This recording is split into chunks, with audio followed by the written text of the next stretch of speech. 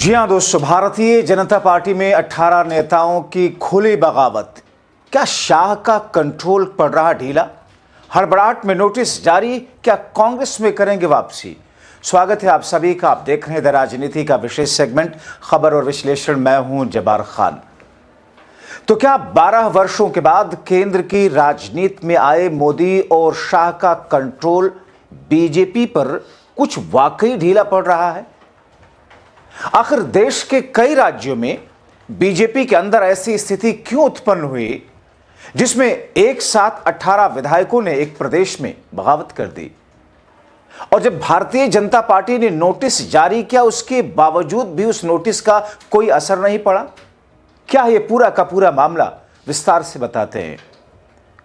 दोस्तों, मैं यहां महाराष्ट्र की बात नहीं कर रहा, जहां पर बीजेपी के 9 नेताओं ने बीजेपी का हाथ छोड़ करके कांग्रेस का हाथ थाम लिया है। उस पर मेरा अगला शो देखिए। लेकिन यहां पर भारतीय जनता पार्टी के भीतर एक ही प्रदेश में 18 नेताओं की बगावत से दिल्ली तक में खलबली मची हुई है। और ये बगावत ऐसी है जो जमीनी स्तर पर है, जिनका जुड़ाव सीधे सीधे जनता से है, कार्यकर्ताओं से है। यानी कि इसका मतलब यह है, अगर धरातल के जमीनी स्तर के ये नेता बीजेपी के खिलाफ, अपनी ही पार्टी के खिलाफ ऐसी बगावत कर रहे हैं, तो इसका इंपैक्ट चुनावी राजनीति में और चुनाव में पड़ना बहुत ही स्वाभाविक और नेचुरल है। और दोस्तों, हाल ही में कुछ दिनों पहले अभी आपने देखा कि कैसे पंजाब के पूर्व मुख्यमंत्री, जिन्होंने कांग्रेस को पूरी जिंदगी दी और कांग्रेस में पूरी जिंदगी किस तौर पर मुख्यमंत्री की कुर्सी पर भी बने रहे, अपने राजनीतिक करियर में कैसे उफान हासिल किया, लेकिन कैसे वो कुछ वर्ष पहले कांग्रेस छोड़ करके बीजेपी में गए थे, लेकिन बीजेपी से उनका मन भर गया, बीजेपी में उनकी कोई सुनवाई नहीं हो रही और वापस फिर से वो कांग्रेस पार्टी में जा रहे थे। और जैसे ही ये स्थिति सामने आई, पता ये लगा कि उनके खिलाफ में एजेंसियां लगा दी गई हैं, ईडी लगा दी गई है।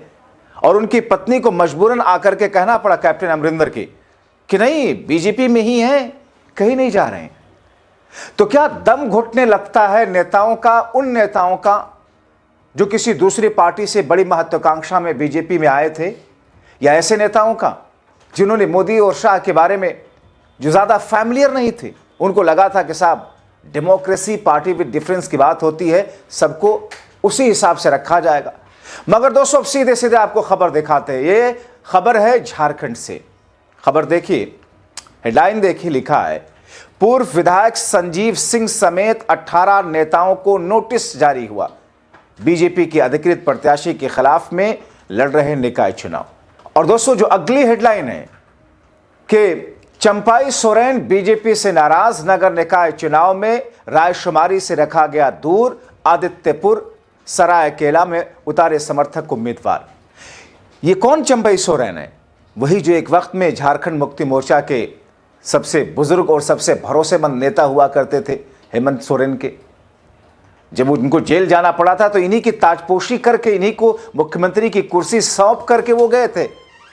लेकिन दोस्तों, आने के बाद में क्या हुआ? इन्होंने तो बगावत ही कर दी, भारतीय जनता पार्टी में आ गए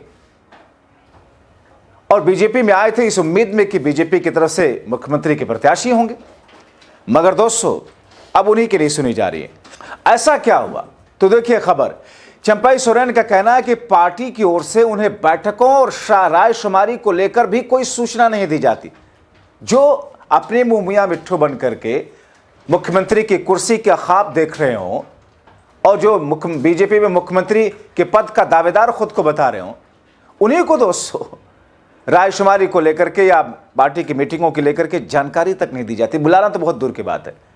जब बुनियादी जानकारी तक साझा नहीं की जाती तो फिर सक्रिय भूमिका निभाने का सवाल कहां उठता है? चंपाई सोरेन ने कहा कि इस घटनाक्रम के पीछे कोई प्रभावशाली व्यक्ति हो सकता है जो नहीं चाहता पार्टी के भीतर ज्यादा सक्रिय रहे। दरअसल चंपाई सोरेन और बीजेपी के अंदर का राजनीतिक विवाद उस समय और बढ़ गया जब यह बात सामने आई कि आदित्यपुर नगर निगम और सरायकेला नगर पंचायत चुनाव में चंपाई सोरेन ने अपने समर्थकों को खड़ा कर दिया। हालांकि दोस्तों, पार्टी के स्तर का चुनाव नहीं, मतलब टिकट पार्टी नहीं देती, क्योंकि पार्टी समर्थन करती है। लेकिन ऐसे पार्टी के ही प्रत्याशी, समर्थित प्रत्याशी के खिलाफ में अगर अपने समर्थकों को खड़ा करेंगे तो जाहिर तौर पर सिसपटोबल तो होगा ही। पार्टी द्वारा आधिकारिक समर्थन घोषित किए जाने के बावजूद उनके समर्थक उम्मीदवारों ने नामांकन वापस नहीं लिया। आदित्यपुर नगर निगम में चंपाई समर्थक सुनीता लियांगी चुनावी मैदान में बनी हुई हैं, जबकि सरायकेला नगर पंचायत में पार्टी समर्थित प्रत्याशी सुमित चौधरी के खिलाफ उनके पूर्व विधायक प्रतिनिधि, जिनका नाम है सानद आचार्य।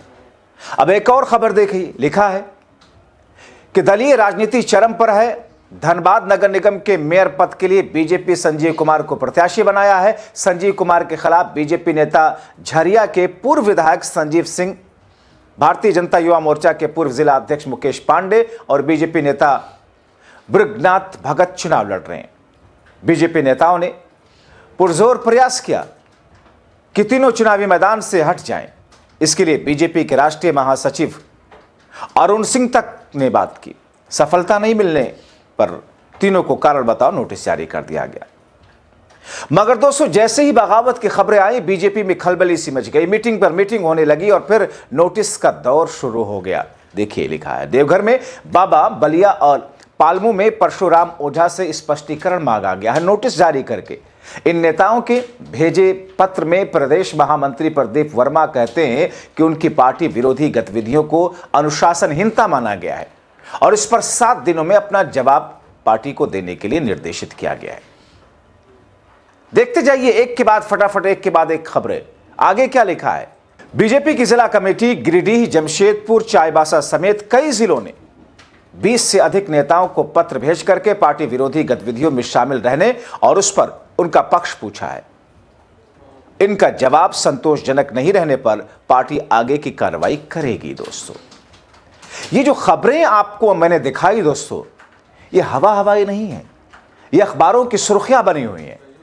अखबारों के हेडलाइंस मैंने आपको दिखाई ताकि कोई ये ना कह सके कि अपने मन से इमेजिन करके इल्यूजन परोसा जा रहा है, हाइपोथेटिकल स्थिति को बताया जा रहा है। ये जमीन पर घट रहा है बीजेपी के साथ में। तो दोस्तों, एक ऐसी स्थिति जहां पर भारतीय जनता पार्टी को इन स्थितियों और परिस्थितियों का सामना करना पड़ रहा है, बीजेपी को नोटिस जारी करना पड़ रहा है।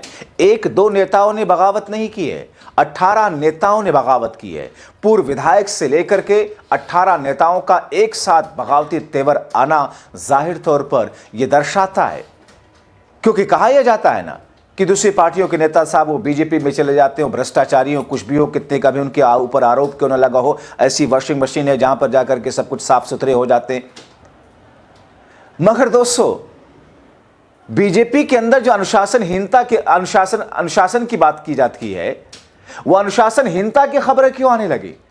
क्यों इन 18 नेताओं ने बगावत कर दी? चंपाई सोरेन का एग्जाम्पल आपके सामने है। अब ऐसी स्थिति में अगर उनको, जो कि मुख्यमंत्री पद का दावेदार हो बीजेपी की तरफ से, और उनको ही पार्टी की गतिविधियों, झारखंड की पार्टी इकाई की मीटिंगों के बारे में, रायशुमारी से जुड़े मामलों के बारे में बुलाना तो छोड़िए, अगर उनको जानकारी तक पार्टी नहीं दे रही है, तो इसका मतलब यह है कुछ तो कुछ ऐसा है जो मिसिंग है और जो इन लोगों पर भरोसा नहीं कर पा रही है पार्टी, या पार्टी के ऊपर इन लोगों का भरोसा टूट चुका है। तो ऐसी स्थिति में क्या होता है? ऐसी स्थिति में बिखराव होता है, और इस बिखराव के कारण क्या खुद पार्टी केंद्रीय नेतृत्व है, क्योंकि कहा जा रहा है कि साहब किसी की सुनवाई नहीं हो रही है। तो ऐसी स्थिति में दोस्तों, आगे आने वाले दिनों में बहुत महत्वपूर्ण होगा यह देखना कि 18 बागी नेताओं के बगावत के बाद क्या कुछ स्थिति बनती है। क्या ये माफी मांग लेंगे, अपनी गलती स्वीकार कर लेंगे, या फिर अपने क्रोध को, अपने आक्रोश को, अपने बागियाना तेवर को और ज्यादा आगे ले जाएंगे? और क्या ये सब कांग्रेस आ रहे हैं? देखना बहुत महत्वपूर्ण होगा। इन तमाम कड़ियों को जोड़कर दोस्तों, आपको क्या लगता है? अपने राय कमेंट बॉक्स में जरूर लिखें। अभी के लिए इतना ही, बहुत शुक्रिया।